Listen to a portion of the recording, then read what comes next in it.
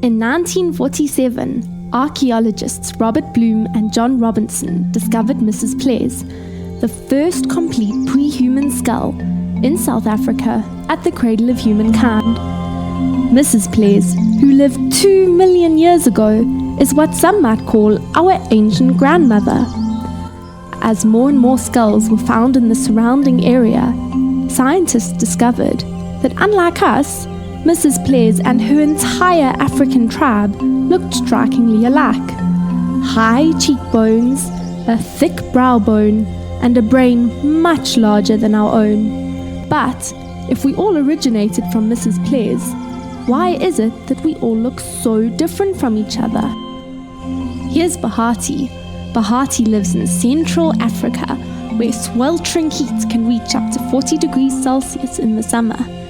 This means that her body constantly needs to cool down. She has developed tight, curly hair that creates a growing crown. This keeps hair off of her neck and exposes more areas of her scalp to cooling breezes. Her nose is also wide and flat, which helps Bahati retain moisture. Bahati's body is also long and limber, again creating a larger area to disperse body heat. Jing lives in China. Winter in China can drop to minus 40 degrees Celsius, and so Jing has, as you may have guessed, thick, straight black hair that draws in heat. What you might not have known is that Jing could have had red hair. Archaeologists believe that this pigment mutation originated in ancient Asia when humans mated with Neanderthals. In contrast to Bahati's tall frame, Jing's body is small and compact to maximize heat efficiency.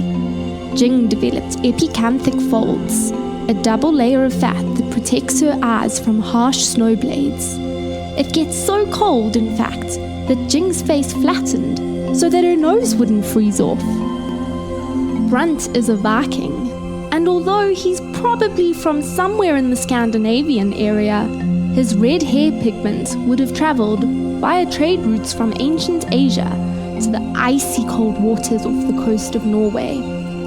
Brunt developed a long, narrow nose that creates a wind-tight tunnel.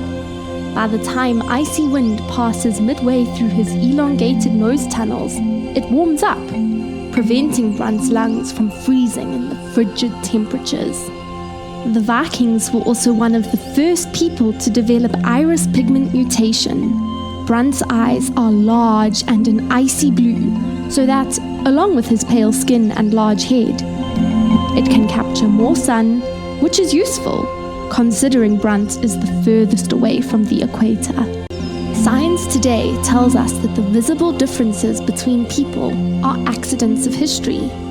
Natural selection simply seem to favor different mutations. People's appearance reflects how their ancestors dealt with their local habitat, the different climates, sun exposure, and not much else. Which makes me wonder, what climate change can do to us in the next 1,000 years? That is, if we're still here.